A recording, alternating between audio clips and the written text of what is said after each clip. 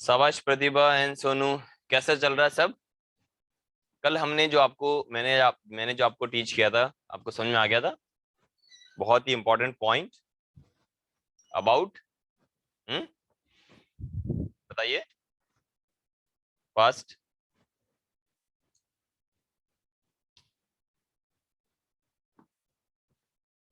बहुत ही important point था।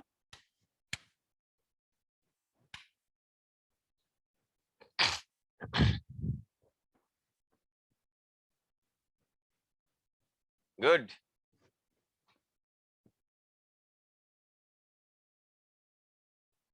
शाबाश प्रतिभा। हम देख रहे थे सेल। हम एवोल्यूशन एक टॉपिक है, उसी के अंदर अपन पढ़ रहे थे, राइट? तो हमने सेल से स्टार्ट किया। ओके, ग्रेजुअली ग्रेजुअली हमने देखा था, यस, एक सेल क्या बना के जा रही है बताओ? टिश्यू। टिश्यू ना, कितने टाइप्स की सेल्स, कितने टाइप के टिश्यू हो सकते हैं एनिमल्स के अंदर? सबसे पहले हम देखने जा रहे हैं कैसे सेल्स ने ग्रुपिंग करके टिश्यू बनाया है। तो अगर अपन एक एनिमल सेल्स देखते हैं, एनिमल सेल्स, एक एनिमल सेल्स के अंदर ओनली 4 टाइप्स के टिश्यू हैं। 4 टाइप्स के टिश्यू हैं। कैसे टिश्यू आए हैं हम ये देखेंगे। द फर्स्ट ऑर्गेनिज्म जिसने टिश्यू रखा है, फर्स्ट ऑर्गेनिज्म जिसने ऑर्गन्स रखे हैं, वही हमारा क्लासिफिकेशन वाला पोर्शन रहेगा। मतलब आपको क्लासिफिकेशन याद नहीं करना है, ये देखना है कि यस, प्रोटोजोन्स हैं, उन्होंने सबसे पहले रखी है cells. Gradually gradually grouping of cells start हुई, पॉरीफेरा बना है। फिर धीरे धीरे धीरे धीरे टिश्यूज आने स्टार्ट हो गए हैं, राइट? वो सिलेंट्रेट्स हैं। फिर ऑर्गन्स बने, वो प्लेटीहेल्मिन्थीज हैं। फिर सिस्टम बने, वो एनेलिडा है। आपको बात समझ में आ रही है? पहले सेल्स थी, protozoa. Aggregation of cells, porifera. gradually tissue, coelentrates. More than one tissue, organ, platyhelminthes. More than one organ system, organ system. Annelida. Topic खत्म। आपको बात समझ में आ रही है सभी को? हाँ या ना? ये समझ में आया? ये वाली बात समझ में आई? पूरा का पूरा इस तरीके से जाएगा। बहुत ही बढ़िया। मतलब याद नहीं करना है। यही तो इनवर्टिब्रेट्स वर्टिब्रेट्स की क्लास हो गई। इसका मतलब cells, single cell is a protozoa.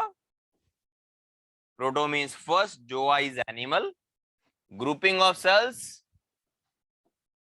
Okay, grouping of cell is porifera.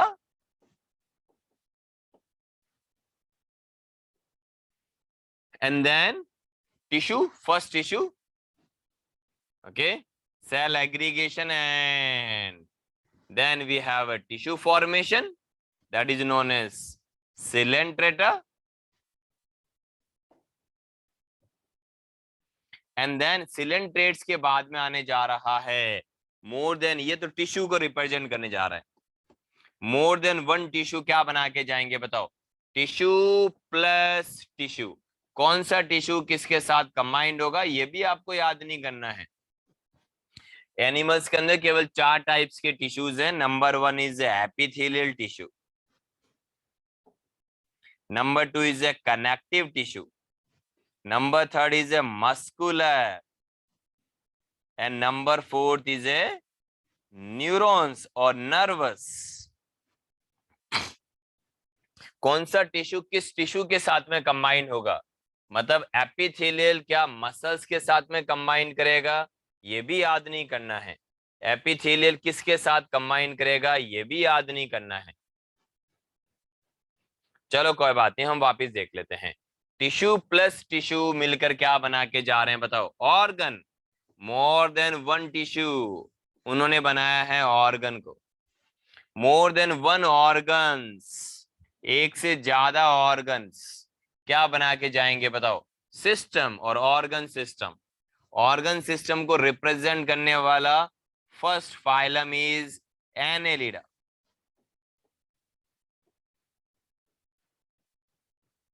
Good. And tissue को रिप्रेजेंट करने वाला फर्स्ट फाइलम जिसके पास में टिश्यू है इज सिलेंट्रेटा। फर्स्ट फाइलम जिसने ऑर्गन बनाया है organ is Platyhelminthes.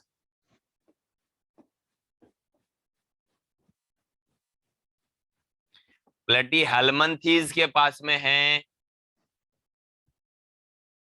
Organ. Organ plus organ system Annelida से स्टार्ट हुआ।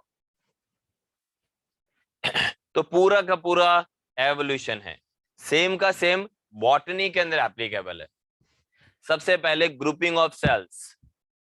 ओके, सबसे पहले आया है एल्गी, ग्रुप बनाने चालू किया, thallus like body. Okay, again advance algae, धीरे धीरे धीरे वो ब्रायोफाइटा के अंदर कन्वर्ट हो रहे हैं। ब्रायोफाइटा ग्रेजुअली ग्रेजुअली टेरिडोफाइटा के अंदर, टेरिडोफाइट्स धीरे धीरे धीरे धीरे जिम्नो के अंदर कन्वर्ट हो रहे हैं। जिम्नो ग्रेजुअली ग्रेजुअली कन्वर्ट हो रहा है किसके अंदर? तो एनजीओ के अंदर। वहां पे भी पूरा का पूरा एवोल्यूशन। आपको बात समझ में आ रही है? शानदार तरीके से यस और नो चैट करके आप मेरे को बताओ वापिस से। तो सबसे पहले हम देखने जा रहे हैं कि यस कैसे हम ऑर्गन्स हम कैसे टिश्यू बना सकते हैं। ये देखो, ओके मैं एक सिंपल आपको एक इमेज के थ्रू पूछने जा रहा हूं। ये देखो, ये आपका हार्ट है। किस किस को पता है कि इसके 4 चैम्बर है? वेरी गुड, बहुत ही बढ़िया। ऑलमोस्ट ऐसा ही होता है ना। एक्चुअल स्ट्रक्चर तो अपन सर्कुलेटरी सिस्टम में देखेंगे। आप मुझे बता सकते हो the blood vessels which originated from heart, heart से निकलने वाली ब्लड वेसल्स का नाम क्या है? इसको हम आर्टरी बोलते हैं कि when? The blood vessels which originated from heart, artery है कि वेन है? बताओ। जो ब्लड वेसल्स हार्ट से ऑरिजिनेट होती है उसका नाम क्या है? आर्टरी है या वेन है? बताइए। That is known as what? Artery. बहुत ही बढ़िया। Artery open into fast. Artery किस में ओपन होती है? ऑर्गन के अंदर। ये रहा ऑर्गन के अंदर। किस किस को पता है कि ऑर्गन्स के अंदर सेल्स होंगी? ऑर्गन्स के अंदर सेल्स होंगी, बताओ। किस किस को पता है कि ऑर्गन्स के अंदर सेल्स होंगी? ऐसे ऐसे ऐसे ऐसे ऐसे ऐसे बहुत सारी सेल्स होंगी। गुड। अब आप मेरे को बता सकते हो ये आर्टरी किस में कन्वर्ट हो जाएगी जब ऑर्गन के अंदर एंटर करेगी? तो बहुत सारी आर्ट्रियोल्स के अंदर, और ये आर्ट्रियोल्स कन्वर्ट होंगी बहुत सारी कैपिलरीज के अंदर। बहुत सारी कैपिलरीज के अंदर कन्वर्ट होंगी ये वाली आर्टरीज। ये आर्टरीज कन्वर्ट होंगी बहुत सारी कैपिलरीज के अंदर, और कैपिलरीज अपोजिट एंड के ऊपर फ्यूज होके क्या बनाएंगे? बताओ, वेन्यूल्स। एंड वेन्यूल्स फ्यूज होके वेन बनाएंगी। ये देखो, ये वेन है। और मैंने इसको बोला है कि ये देखो, ये यहां से कैपिलरीज जो ये आर्टरी आने जा रही है इसको मैंने बोला है आर्ट्रियोल्स।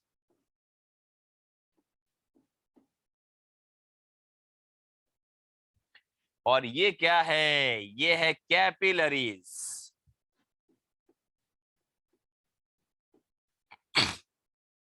कैपिलरीज आपस में फ्यूज होके क्या बना रही है? बताओ, वेन्यूल। बहुत सारी वेन्यूल्स, यहां से जो वेन्यूल आ रही है, इधर से जो वेन्यूल आ रही है, वो आपस में फ्यूज करके क्या बनाएंगे? बताओ, वेन्स। और अब ये वेन वापस से हार्ट के अंदर ओपन होगी। ओके, कहीं पे भी ओपन करा सकते हैं, अपन नहीं पढ़ रहे हैं इस बात को। ये एक सर्कुलेटरी सिस्टम है। मैं यहाँ पे क्यों पढ़ा रहा हूं? क्योंकि मेरे को यहाँ पे टिश्यू आपको एक्सप्लेन करना है। ओके, सबसे पहले हम एनिमल एवोल्यूशन देखेंगे और फिर हम उसको प्लांट के अंदर एक्सटेंड करेंगे। ओके, वापस देख के बताओ, किस किस को पता है कि आर्टरीज के अंदर ऑक्सीजनेटेड ब्लड है? साथ में ऑक्सीजन के साथ साथ में आर्टरीज ग्लूकोज भी लेकर आ रही है। अब वापस देख के बताइए, ये रहा ग्लूकोज एंड ये रहा ऑक्सीजन। ये ग्लूकोज एंड ऑक्सीजन आर्टरीज ने किसको दे दिया बताओ? सेल्स को। सेल्स के पास में क्या पहुंचेगा? जब एक सेल के पास में एक सेल है जिसके पास में है ग्लूकोज एंड ऑक्सीजन, तो सेल करेगा glycolysis and Krebs cycle, and इसने बनाया है CO2, और ये रहा CO2, ये CO2 यहां आएगा। अब बताओ वेन के अंदर जो सेल्स जो CO2 प्रोड्यूस करती है, सेल्स और टिश्यू एंड ऑर्गन्स जो CO2 प्रोड्यूस करते हैं, वो CO2 किसके पास में है? फर्स्ट वो CO2 वेन्स ने कलेक्ट किया है, और अब वो वेन्स के पास में है वो CO2। इसका मतलब यहां पर है CO2। इसका मतलब क्या मैं ऐसे बोल सकता हूं? आर्टरीज के अंदर ऑक्सीजनेटेड ब्लड है, एंड वेन्यूल्स और वेन के पास में है डीऑक्सीजनेटेड।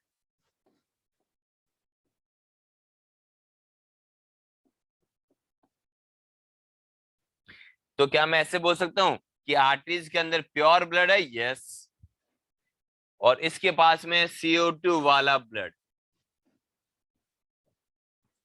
बहुत ही बढ़िया। क्या मैं आराम से इस तरीके से बोल सकता हूं? फास्ट है? सब बताएंगे Sonu? Very good.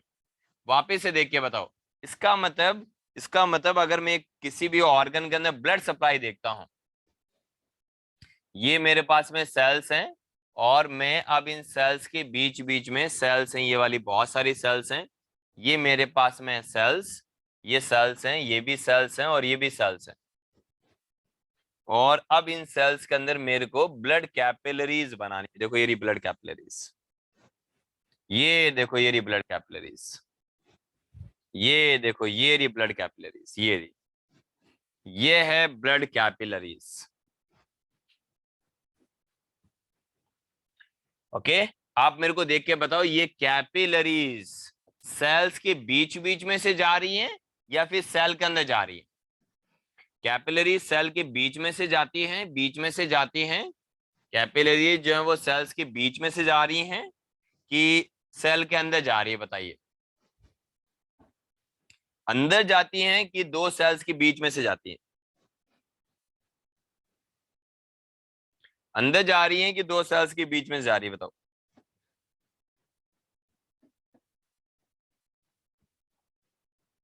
Very good.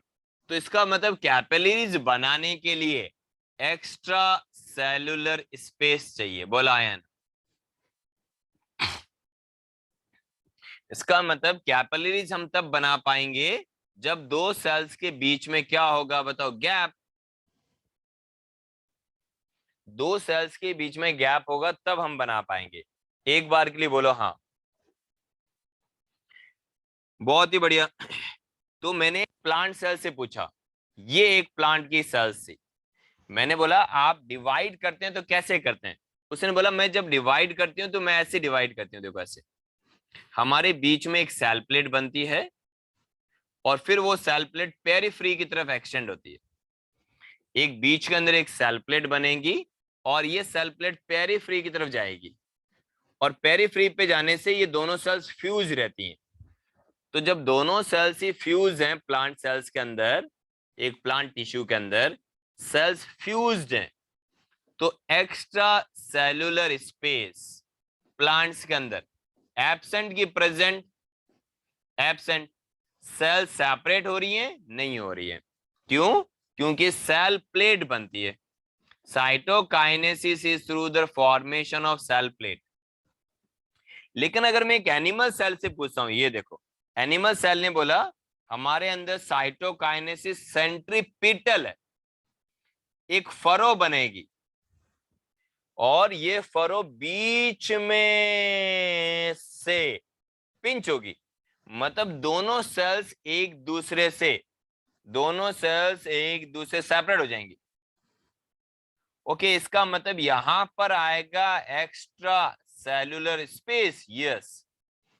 Okay, इसका मतलब एक्स्ट्रा सेलुलर स्पेस आने से दो सेल्स और जब और डिवाइड करेंगे और डिवाइड करेंगे और डिवाइड करेंगे और डिवाइड कर रही हैं और डिवाइड कर रही हैं, तो ये पूरा का पूरा एनिमल टिश्यू हो जाएगा। हाँ, अच्छा, एनिमल टिश्यू जिस तरीके से इवॉल्व हुआ है, प्लांट टिश्यू वैसे नहीं बने, बिल्कुल नहीं।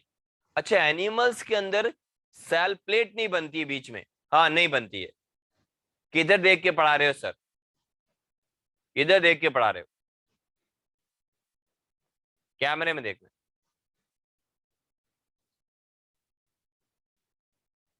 वापिस से देखो, तो यहां पर बनने जा रही है सेंट्रीपीटल। सेंट्रीपीटल है, साइटोकाइनेसिस होने जा रहा है, सेल सेपरेट हो जाती है, तो एक्स्ट्रा सेलुलर स्पेस आ जाता है, तो पूरा का पूरा एनिमल टिश्यू अलग हो गया। ब्लड वेसल्स बना सकते हैं अपन, नर्व नेटवर्क बना सकते हैं, बट प्लांट से मैंने पूछा आपने कैसे किया, उसने बोला मैंने एग्जैक्टली ऐसे नहीं किया था, मैंने तो सेल को सेपरेट नहीं किया। तो मैंने कहा यार, अगर आपने सेल को सेपरेट ही नहीं किया तो फिर बहुत प्रॉब्लम हो जाएगी, दो सेल्स के बीच में गैप होगा ही नहीं, क्योंकि वापस से जब ये डिवीजन करेगी तो दो सेल्स के बीच में गैप होगा ही नहीं। तो जब दो सेल्स के बीच में गैप ही नहीं होगा तो फिर ब्लड सप्लाई कैसे करोगे आप? उसने बोला ब्लड है ही नहीं। तो मैंने कहा वाटर की सप्लाई कैसे होगी, क्योंकि ब्लड का मेन फंक्शन क्या है बताओ? Food and oxygen and nutrition को एक जगह से दूसरी जगह लेके जाना। मैंने कहा प्लांट से पूछा, मैंने कहा आप भी तो वाटर लोगे रूट से और उसकी पूरी बॉडी में भेजोगे? उसने बोला हाँ सर। मैंने कहा कैसे? मैं वाटर लेता हूं एलिमेंट्री कैनाल के अंदर और फिर पूरी सेल्स को वाटर मिल जाता है थ्रू ब्लड वेसल्स। मैं खाना लेता हूं एलिमेंट्री कैनाल के थ्रू एंड पूरी बॉडी को खाना मिल जाता है with the help of blood vessels, और पूरी सेल को ताकत मिल जाती है।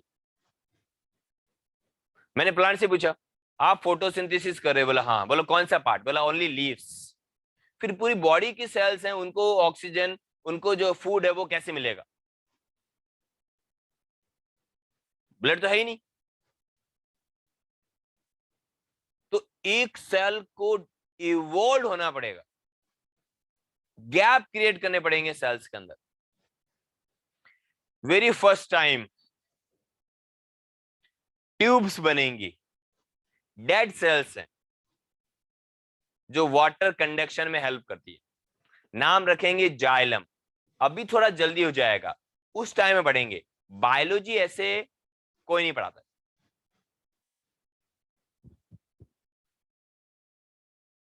मतलब एक्सेप्शन मैं हूं ना नहीं। वापिस से देखने जा रहे हैं, तो दोनों की डिमांड अलग अलग थी, एक प्लांट सेल्स था और एक एनिमल सेल्स थी। प्लांट थोड़ा सा जल्दी डेवलप हुए थे एनिमल से, ओब्वियसली ये हम थोड़ा बाद में पढ़ेंगे। एनिमल्स बचपन से ही फर्स्ट यूकैरियोटिक सेल्स थी, सिंगल ऑर्गेनिज्म नहीं है जिसको हम बोल के जा रहे हैं प्रोटोजोआ। प्रोटोजोआ यूकैरियोटिक है, प्रोकैरियोटिक नहीं है। प्रोकैरियोटिक सेल के पास में फोटोसिंथेसिस की पावर थी, बट ग्रेजुअली जब वो यूकैरियोटिक सेल के अंदर कन्वर्ट हुआ तो उन्होंने अपनी फोटोसिंथेसिस पावर को लॉस्ट कर दिया, एंड कुछ सेल ने रिटेन करके रखा। जो यूकैरियोटिक सेल फोटोसिंथेसिस की पावर को रिटेन करके जा रहे थे, हम उनको आज की डेट में अपने एल्गी बोलते हैं, क्योंकि वो सिंगल सेल है। और जिन्होंने फोटोसिंथेसिस की पावर को रिटेन नहीं रख पाए, वो प्रोटोजोन्स के अंदर कन्वर्ट हो गए। उसके बाद में वो रुके नहीं, प्रोटोजोन ने ग्रुप ऑफ सेल्स बनाया, porifera, porifera then tissue, coelenterates, more than one tissue, platyhelminthes, and more than one organs, annelida। और उसके बाद तो ह्यूमंस तक पहुंचेंगे। ये तो एक अलग से एवोल्यूशन के अंदर पढ़ना है, बट हम तो अभी तो अपन बहुत बेसिक्स पढ़ रहे हैं, राइट। अभी तक तो हमको बहुत ही बेसिक्स पढ़ रहे हैं। अभी तक हमको ये पता लग गया कि यस, प्लांट्स के अंदर एक्स्ट्रा सेलुलर स्पेस एब्सेंट है। ओके, कुछ ऐसे प्लांट्स होते हैं जिनको एक्स्ट्रा सेलुलर स्पेस मेंटेन रखना बहुत ज्यादा जरूरी है, जैसे फॉर एग्जांपल जो हाइड्रोफाइट्स होते हैं, उनके अंदर एक्स्ट्रा सेलुलर स्पेस मिलेगा क्योंकि उनको फ्लोटिंग करना है, इसलिए सबमर्ज प्लांट के अंदर कम है, फ्लोटिंग प्लांट में ज्यादा है। वहां पे एरेन कायमा आएगा, सेल की स्प्लिटिंग से या फिर लाइसिस ऑफ सेल्स। अगर एक सेल की लाइसिस हो जाए, मतलब एक सेल डिग्रेड ही हो जाए, तब स्पेस जनरेट करेगा। ये देखो ये स्पेस जनरेट हुआ क्योंकि सेल डिग्रेड हो गई थी, तब जाके स्पेस बनेगा सेल के बीच बीच में। ये जो स्पेस बना है because of the degradation of cells. Okay, अपन नाम पढ़ेंगे। अदरवाइज उनके अंदर कैविटीज और एक्स्ट्रा सेलुलर स्पेस नहीं है। क्या आपको ये वाली बात समझ में आ गई?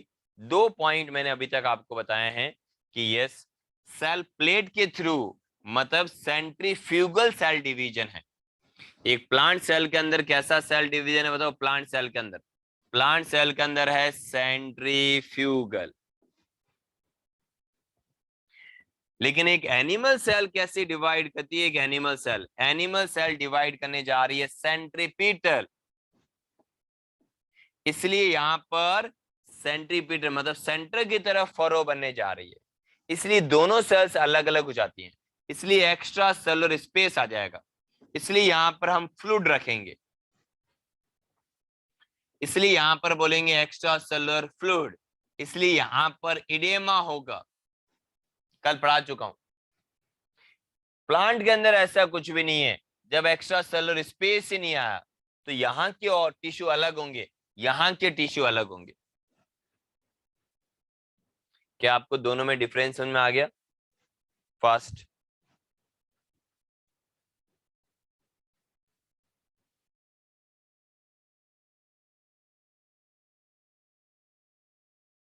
मस्त लग रहा है पढ़ना? याद नहीं करना पड़ रहा है? गुड, याद ही नहीं करना, मेन चीज तो ये है। तो मैं एक सबसे पहले हम देखने जा रहे हैं एनिमल टिश्यू किस तरीके से होते हैं।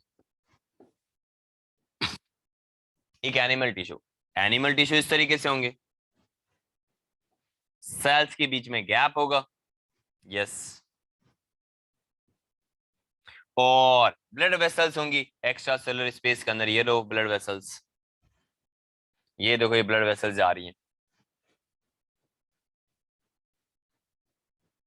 ये ब्लड वेसल्स हैं। अगर दो सेल्स के बीच में एनिमल सेल्स के अंदर गैप नहीं हो, दो सेल्स आपस में फ्यूज कर जाएं, एनिमल्स के अंदर बता रहा हूं, और एक्स्ट्रा सेलुलर स्पेस बिल्कुल या फिर बहुत ही कम हो, ये एनिमल सेल्स हैं। आप मेरे को बता सकते हैं ऐसी सेल्स को ब्लड सप्लाई होगा या फिर नहीं होगा? ऐसी सेल्स को जिसके अंदर एक्स्ट्रा सेलुलर स्पेस लेस है, extra cellular space very very less, cells are fuse with each other, cell cell fusion मुझे देखने को मिल रहा है। एनिमल सेल से बोल रहा हूं, प्लांट सेल में तो सारी सेल ही फ्यूज होती हैं, यहां पर सेल्स का सेल के साथ में फ्यूजन हो चुका है। ऐसे जंक्शन को हम बोलते हैं टाइट जंक्शन, जहां पर दो सेल्स के बीच में जंक्शन है, that is known as what? Tight junction. अब आप मुझे देखकर बताओ, यहां पर क्या ऐसे सेल्स को ब्लड सप्लाई होगा? नहीं होगा। तो क्या ऐसे सेल्स को ग्लूकोज मिल पाएगा? बिल्कुल भी नहीं। ऑक्सीजन मिल पाएगा? नहीं मिल पाएगा। तो फिर ये टिश्यू तो मर जाएगा, इस वाले टिश्यू की तो फिर डेथ हो जाएगी।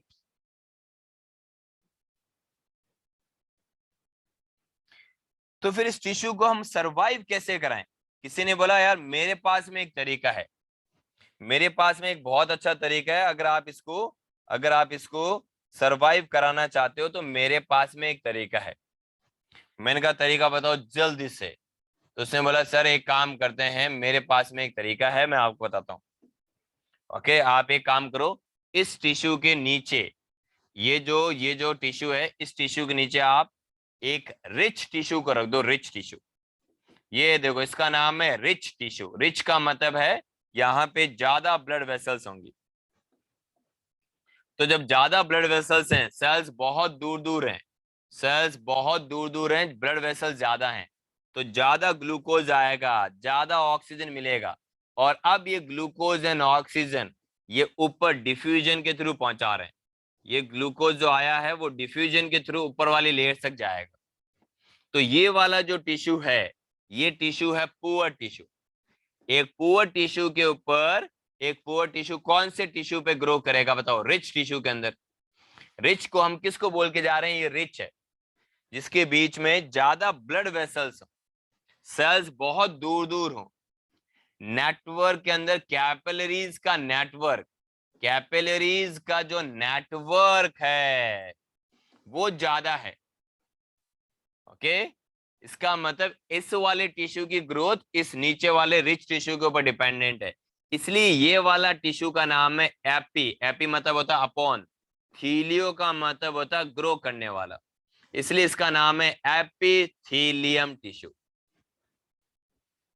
और नीचे वाले टिश्यू का नाम है कनेक्टिव टिश्यू।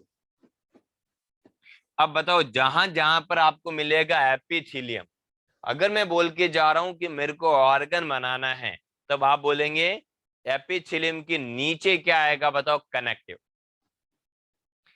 इसका ऐसा नहीं है कि एक्सेप्शन नहीं है, मैं एक्सेप्शन वर्ड यूज ही नहीं करूंगा, मैं आपको खुद बोल के जाऊंगा कि प्लेटी एल्मंथीज के अंदर फर्स्ट ऑर्गन बना है, तो ऊपर की तरफ एपिथेलियम है, नीचे मसल्स रखनी पड़ी मेरे को। जब एक प्लेटी एल्मंथीज मेरे पास में आया था, बोले सर मुझे प्लेटी एल्मंथीज में कन्वर्ट कर दो, तो मैंने उसके ऊपर एपिथेलियम रखा, नीचे मस्कल ले रखी। तो बोला सर कनेक्टिव क्यों नहीं रखा? मैंने कहा ऑब्वियसली पढ़ाएंगे, डिटेल के अंदर पढ़ेंगे, याद नहीं करना है। आपके अंदर मसल्स क्यों रखी, ये सब ज्यादा जरूरी है। वापस से देखने जा रहे हैं, इसका मतलब एनिमल टिश्यू हमने 4 टाइप के डिवाइड किए। Number 1 is epithelium. Epithelium is a poor tissue, इसका मतलब यहां पे मिलेगा tight junction, extra cellular space बहुत कम है, no blood supply, no neuronal supply. Location क्या है एपिथेलियम की, याद नहीं करेंगे, बाद में देखेंगे। Second is a connective tissue. Connective tissue के अंदर एक्स्ट्रा सेलुलर स्पेस बहुत ज्यादा है, गैप बहुत ज्यादा है। और अब हमारे पास में third tissue is a neurons और nervous tissue, and fourth is a muscular. Muscular and neurons के अंदर एक्स्ट्रा सेलुलर स्पेस बहुत अच्छा होता है, कोई दिक्कत नहीं होती है। पहले बताओ यहां तक आपको बात समझ में आ गई है? यहां तक आपको बात समझ में आ गई है?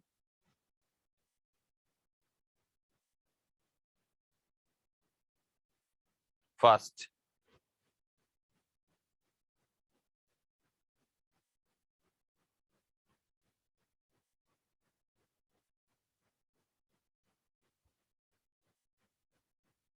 सबको गुड। तो इसका मतलब क्या, एनिमल टिश्यू 4 टाइप के हो गए? 4 टाइप्स के हैं एनिमल टिश्यू, 4 टाइप्स। ओके, हम ऐसे बोल सकते हैं यस। कौन है रिच? रिच मतलब जब दो सेल्स के बीच में गैप ज्यादा हो, आप सेल्स को अपना मकान समझ सकते हैं। और जो जो ब्लड कैपिलरीज हैं, ब्लड कैपिलरीज वो एक तरीके से रोड है, रोड रोड। तो जितनी चौड़ी रोड होगी उतना ही ज्यादा रिच होगा। अगर सपोज किसी का घर है 80 फीट रोड के ऊपर, बहुत पैसे वाला है, 160 फीट रोड, कमर्शियल स्पेस, बहुत रिच होगा। फिर हमारे पास में एक है जिसका नाम है पुअर टिश्यू, वो है एपिथेलियम, जहां पे रोड ही नहीं है, मतलब एक तरीके से स्लम एरिया, कच्ची बस्ती जिसको बोलते हैं, वहां पे रोड का नेटवर्क ही नहीं है। अगर आपका घर के बगल में ही शर्मा जी का घर है, पीछे मुकेश है, इधर सुरेश रहता है, गैप ही नहीं है। अगर मेरे को सुरेश के घर में जाना है तो मेरे को मुकेश के घर से होते हुए निकलना। स्लम एरिया जिसको बोलते हैं, बहुत छोटी छोटी गली होती है, एक्स्ट्रा सेलुलर स्पेस ही नहीं है, पुअर लोग रहते हैं। फिर हम मिडिल क्लास, मिडिल क्लास में आता है मसल्स एंड न्यूरॉन्स। ओके, हम इस तरीके से इसको पढ़ सकते हैं। बस सबसे अच्छी बात क्या है, कनेक्टिव टिश्यू जो है, कनेक्टिव टिश्यू सिर्फ और सिर्फ कोऑर्डिनेट्स में आता है। ओके, कनेक्टिव टिश्यू बताओ कहां से आएगा? बताओ कोऑर्डिनेटा से। अब बताओ कनेक्टिव टिश्यू क्या कनेक्टिव टिश्यू क्या नॉन कोऑर्डिनेट्स में है या नहीं है? एब्सेंट है। तो अगर मैं आपको बोल के जा रहा हूं कि नॉन कोऑर्डिनेट्स के पास में कनेक्टिव टिश्यू ही नहीं है, अब बताओ नॉन कोऑर्डिनेट्स के पास में कितने टिश्यू हैं? सिर्फ ये 3, एपिथेलियम, मसल्स एंड न्यूरॉन्स। इसका मतलब अब अगर मेरे को प्लेटीहेल्मिन्थेस बनाना है तो मेरे को ऑर्गन बनाना है, ऑर्गन। तो क्या आप मेरे को बता सकते हो ये जो ऑर्गन बनाने के अंदर अगर मैंने बोला है ऊपर एपिथेलियम है तो मैं उसके नीचे क्या रखूंगा? बताओ, आप सबको बताना है, जल्दी से बताओ, क्योंकि मेरे को ऑर्गन बनाना है, एक से ज्यादा टिश्यू रखने हैं, मोर देन 1 टिश्यू। तो ऊपर अगर एपिथेलियम होगा तो नीचे क्या होगा? फास्ट, मैं रेस्पॉन्स का इंतजार कर रहा हूं। ऊपर अगर एपिथेलियम है ऑर्गन के अंदर तो नीचे क्या होगा? नीचे प्लेटीहेल्मिन्थेस में बताना, प्लेटीहेल्मिन्थेस में।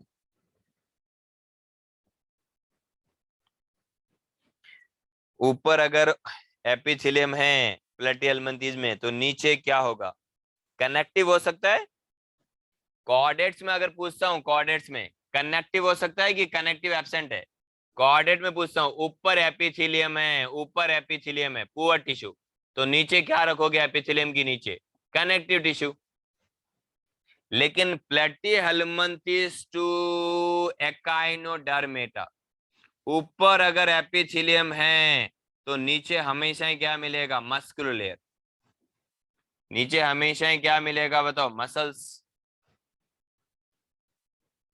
नीचे हमेशा ही क्या मिलेगा? बताओ, मसल्स। आपको ये वाली बात समझ में आ रही है? हमेशा ही ऊपर एपिथेलियम और नीचे मसल्स। पहले बोलो, ये वाली बात समझ में आ गई?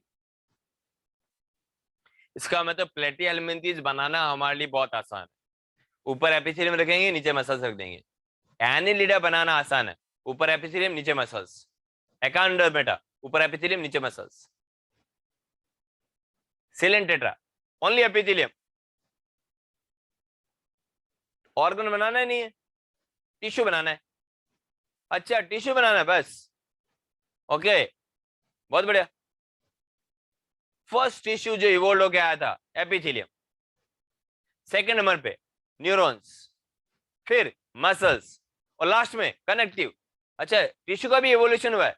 सबका एवोल्यूशन हुआ है रे। आपका भी हो रहा है, मेरा हो चुका है। बायो पढ़ रहे हैं ना? मतलब मेरा भी हो रहा है थोड़ा थोड़ा करके। मेरा स्लो है, तुम्हारा फास्ट होगा, बायो में स्पेशली।